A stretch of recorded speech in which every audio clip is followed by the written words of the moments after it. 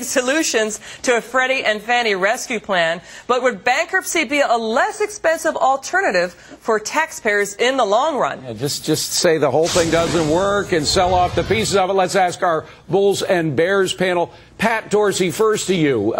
We know how important Fannie and Freddie is. They touch, according to Hank Paulson, they touch 70% of all the mortgages in America. But would the best thing be for them to go into receivership, sell off the healthy parts, and just have the government pay off the unhealthy parts?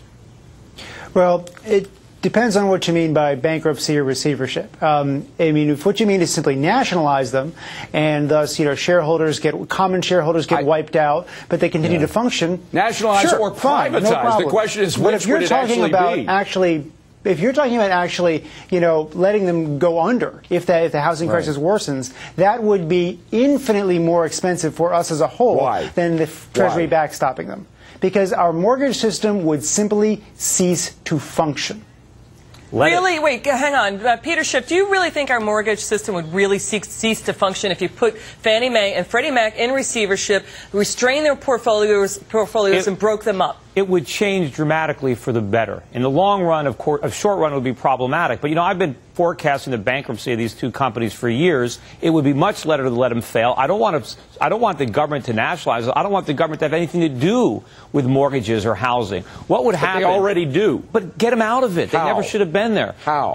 These two agencies were put in place theoretically to make housing more affordable. Instead, they did the opposite.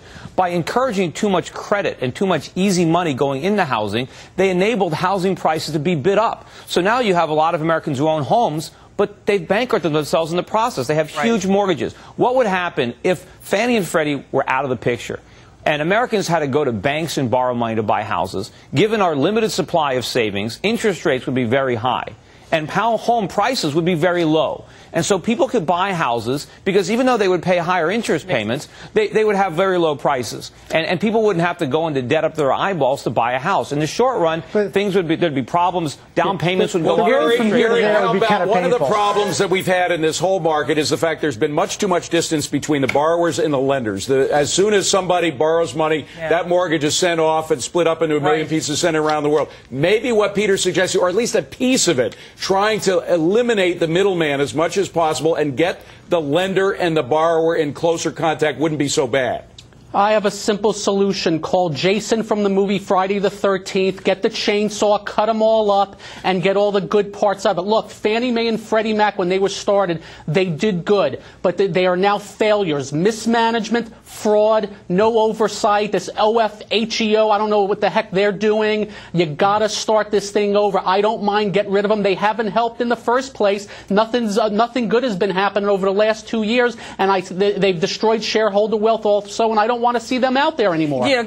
Bob, they had a fiduciary responsibility. They do not deserve a government bailout. They wouldn't buy or back a mortgage for 2.5%. That's what they're going to get from the Federal Reserve if they open the discount window. They allow this Hindenburg size of a bubble to blow up right under their noses.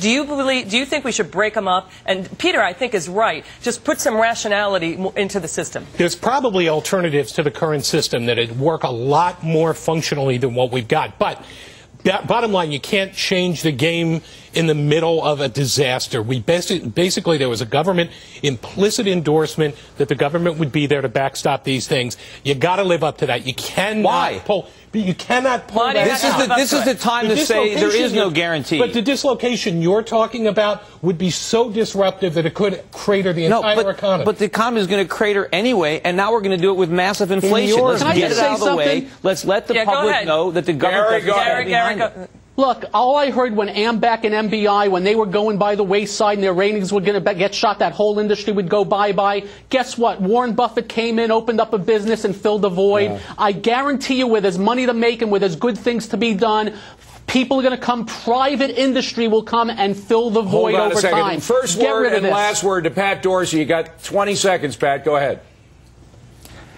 The question of how we got here and the question of what we do now are different ones. They are not today what they started out being. They've done bad. But where we are today, destroying them right now as Bob pointed out, would be immensely painful and unnecessary. All right, last word. Painful but necessary. You had to throw that in, didn't you? From gas to grocery.